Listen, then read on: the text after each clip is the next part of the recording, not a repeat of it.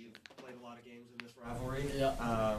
But your last time going over there, I mean, is it sort of, can you introspect a little bit on all of the events you've been part of? I mean, you've seen a lot of history in this rivalry. Yeah, I mean,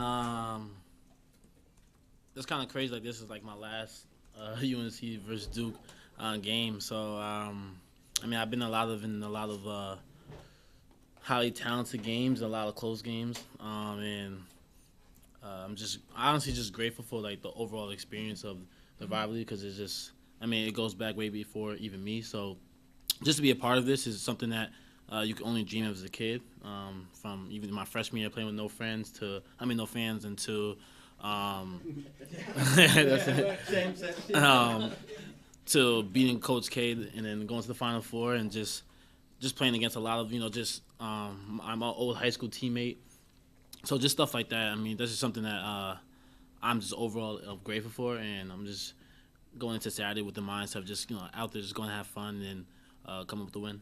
RJ, along those lines, just sort of staying on that topic, if you had to put together like a checklist of what it takes to succeed at Duke in Cameron, because you've been on teams that have played winning basketball over there, like what would be sort of maybe some of the items that you would list off as you have to have them to play well over there? First and foremost, I would say your mindset. Like, you have to be mentally ready to play there. It's a great environment.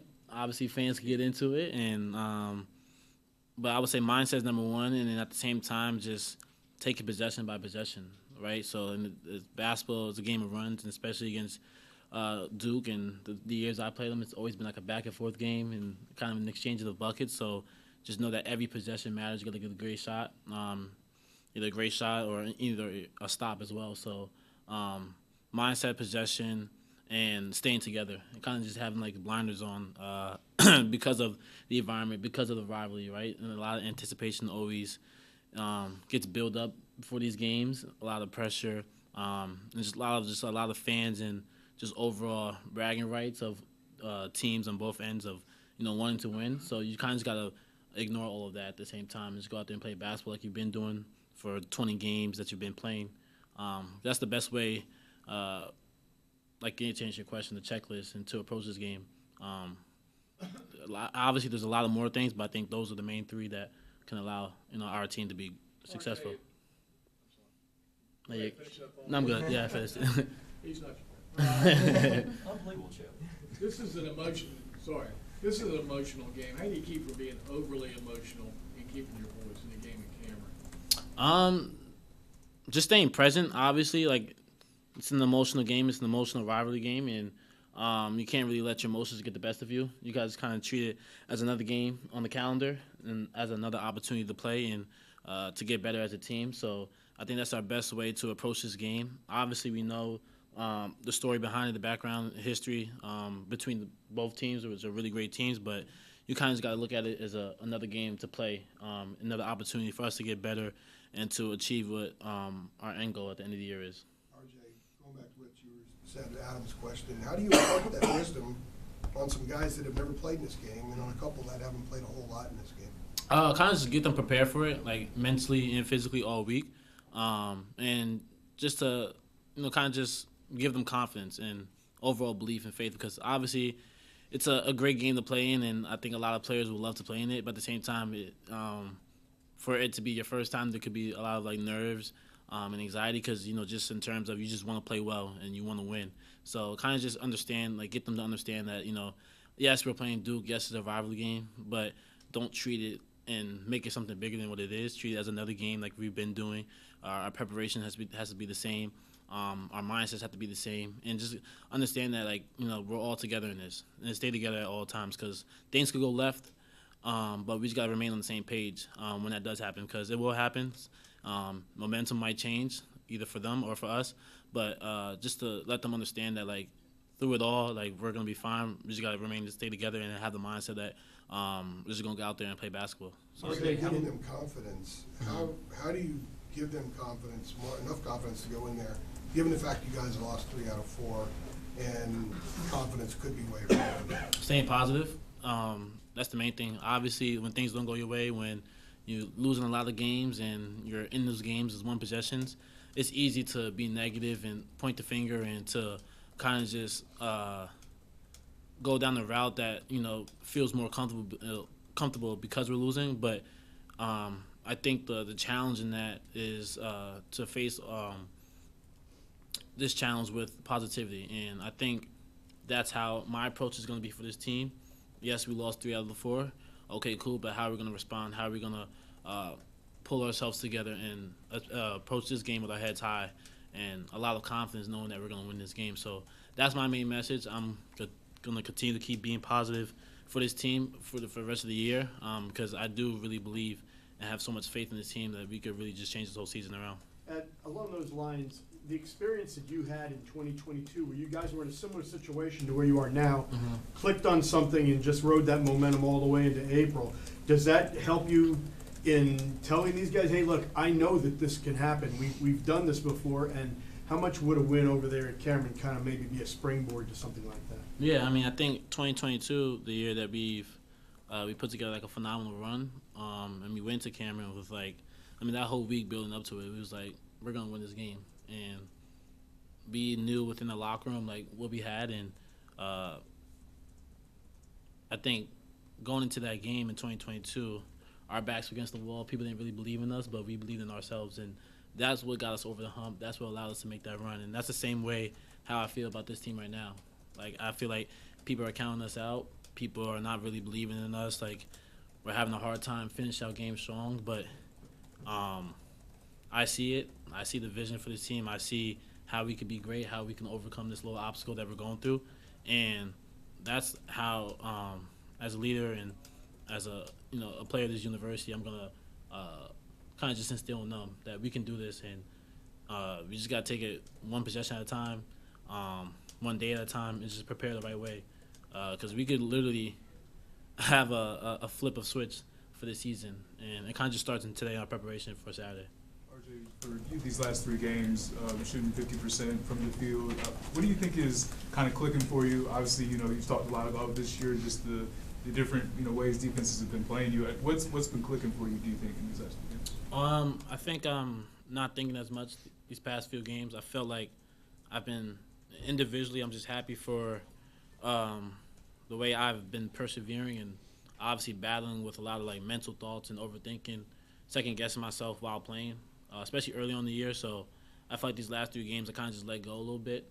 I wasn't really trying to be perfect, trying to tell myself I have to make every single shot because it's not possible. Not even Steph does that.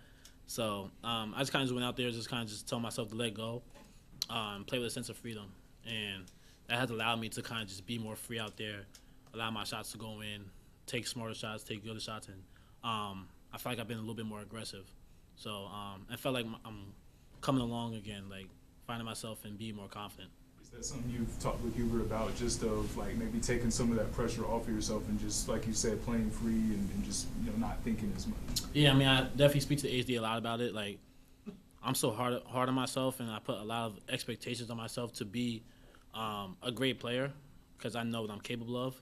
And just the amount of work I put in through, just 4 years of being here and just seeing how each year paid off and how each year I improved. I think I kind of just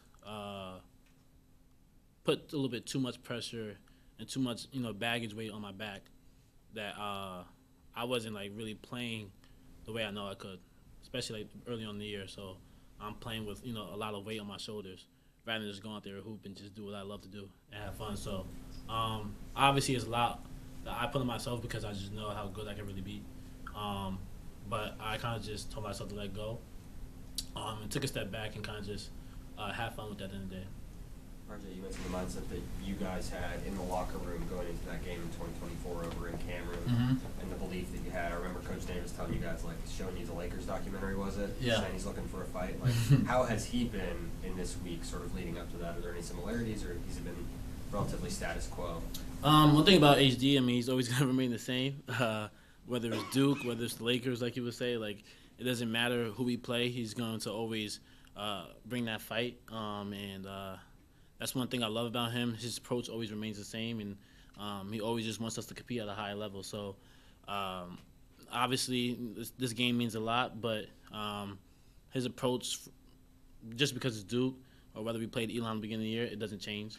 But I'm pretty sure he will have a message for us going into practice today. But we kind of talked about it yesterday, just planting our feet. I think he said that message a couple of years ago, like planting our feet. This is where we draw the line, and just continue to keep fighting, and that's what we're gonna do.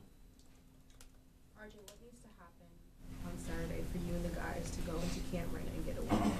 I think just a sense of urgency, but then also like discipline. I think a lot of times the last 4 games we've had a lot of mistakes in the last like 3 to 4 minutes, and just like kind of costly turnovers or bad shots or just a missed defensive possession that just can't happen. That just shows like our attention to detail has to be better. So going into this Saturday, like I know we can score the ball, but it's really our attention to details that's gonna separate us to come out with a win. Last couple for RJ, please. This may be the best combination of talent, size, and really deep base since maybe all of them. How do you guys deal with that sort of disadvantage? Just relying on our strengths. We're athletic, we're quick. We can play in the open floor, and we're really good on defense when we're talking. We're all bought in, and I think that's shown throughout the games that we played well and put together a lot of great defensive possessions together. So we're gonna have to do that on a consistent basis going into Saturday because I know we're capable of doing it. We have the talent from the starting guard all the way to the starting big, even the bench players. So we're just going to rely on our strengths a lot this weekend, and just go with a sense of just trusting each other. Last one. What have your last couple days looked like, just you personally, since you guys got back from Pitt? Because talking to you the other night up there, kind of seemed like you were more down than I've seen you after a game this season. I remember you saying what feels like the same movie over and over again. Like, if you changed anything up the last couple days since you guys got back, just personally, or just what have you sort of done? Yeah, I mean, it was frustrating because it was like another game like we should have won. We're up 1, I think like with 2:40 left or something like that.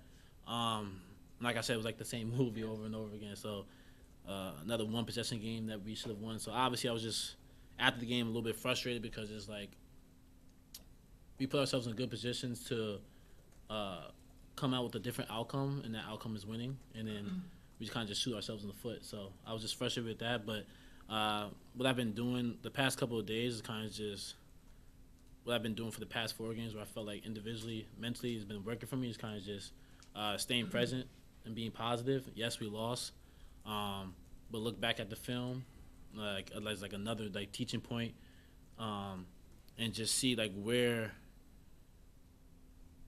things went wrong, and to kind of just prevent that going to the next game, and kind of just like having fun with it. Like I know it's hard to have fun in the midst of things because it is frustrating. Like no one wants to lose, but you kind of got to find yourself and kind of lose yourself to have fun with it, even though when things are going your way. So that's what I've been doing the past couple of days, and I'm just going to continue to keep doing for the rest of the year.